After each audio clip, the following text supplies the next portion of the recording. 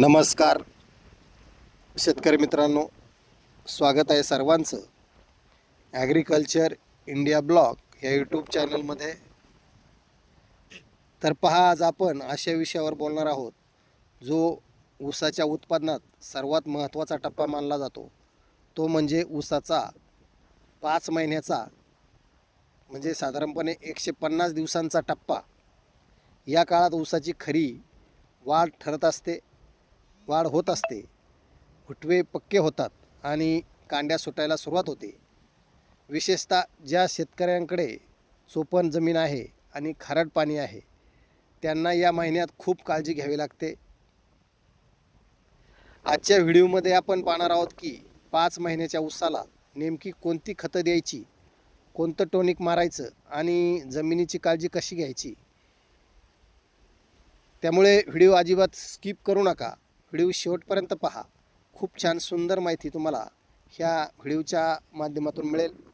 आणि नवीन असेल तर आपल्या ॲग्रिकल्चर इंडिया ब्लॉग ह्या यूट्यूब चॅनलला सबस्क्राईब करा. तर पहा, ऊस 5 महिन्याचा झाल्यावरती ऊसाला भर देणे आणि योग्य खताचा डोस देणे खूप गरजेचं असतं.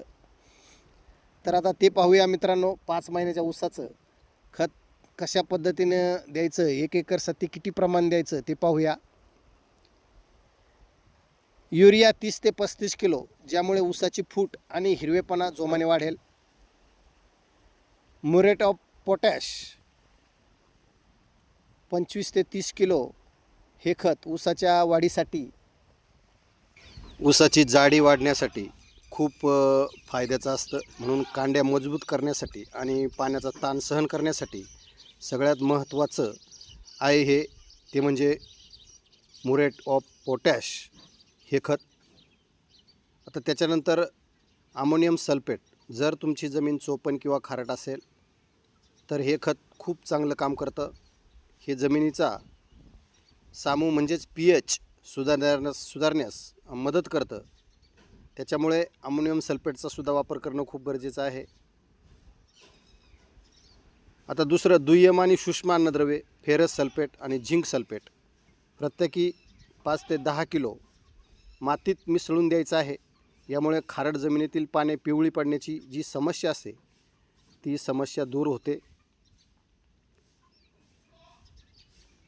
सल्फर म्हणजेच गंधक 10 ते 15 किलो प्रति एकर आवर्जून टाका. यामुळे तुमच्या जमिनीतील क्षार कमी होण्यास मोठी मदत होते. त्याच्यामुळे गंधक हे 10 ते 15 किलो प्रति एकर आवर्जून टाकायचं आहे. त्याच्यामुळे तुमच्या जमिनीचं जे क्षार आहे ते क्षार कमी होण्यासाठी खूप चांगल्या प्रकारचा फायदा होतो. ही सर्व खते मित्रांनो ऊसाच्या ओळी टाकून व्यवस्थित मातीचा भर देणं गरजेचं आहे आणि त्याच्यावर नंतर लगेच पाणी सोडणं गरजेचं आहे. अशा पद्धतीनं मित्रांनो आपण हा जो आपला 5 ते 6 महिन्याचा ऊस आहे त्यासाठी हा खत नियोजन करू शकता. तर फक्त जमिनीत खत देऊन चालत नाही, तर पानावरून योग्य फवारणी करणं तितकेच महत्त्वाचं आहे. हे झालं मित्रांनो खताचं. आता आपल्याला आपण पाहणार आहोत ते फवारणीद्वारे, म्हणजे पानाद्वारे कसं अन्नद्रव्य शोषण केलं जातं बघा. तर आता आपण पहिली फवारणी पाहणार आहोत ती म्हणजे विद्राव्य खत. मग त्याच्यामध्ये 19-19 हे खूप चांगल्या क्वालिटीचं खत आहे आणि याची फवारणी मित्रांनो आपण ऊसावरती करू शकता. किंवा मग याला पर्याय म्हणून 126100 याचासुद्धा आपण आपल्या ऊसासाठी फवारणीद्वारे वापर करू शकता. आणि याचं प्रमाण आहे मित्रांनो 100 ग्रॅम प्रति 10 लिटर पाण्यात मिसळून हा फवारा घ्यायचा आहे. आणि यासोबत अमोनियम ॲसिड किंवा मग सागरिकासारखे सीवीड टॉनिक 30 ते 35 मिली टाका. यामुळे ऊसाची नत्राची जी गरज आहे ती गरज भागून जोमदार वाढ होईल. मित्रांनो, हे सुद्धा आपण फवारणीद्वारे देऊ शकता. आता याच्यानंतर दुसरी फवारणी. आता ही दुसरी फवारणी कांड्यांची लांबी, जाडी आणि ताण सहन करण्यासाठी आहे. तर आता ही फवारणी कोणती आहे बघा. आता हे विद्राव्य खत आहे 0050 म्हणजेच पोटॅश. हे 10 ग्रॅम प्रति 10 लिटर पाण्यामध्ये घ्यायचं आहे. आणि याचा फायदा काय होतो बघा. कांड्यांची भरणीसाठी, कांद्यांची जाडी वाढण्यासाठी याचा फायदा होतो. कांडे चांगलं जाड भरावा म्हणून मित्रांनो याचा फायदा होतो. त्याच्यानंतर बोरॉन हे 20 ग्रॅम प्रति 10 लिटर पाण्यात घ्यायचं आहे.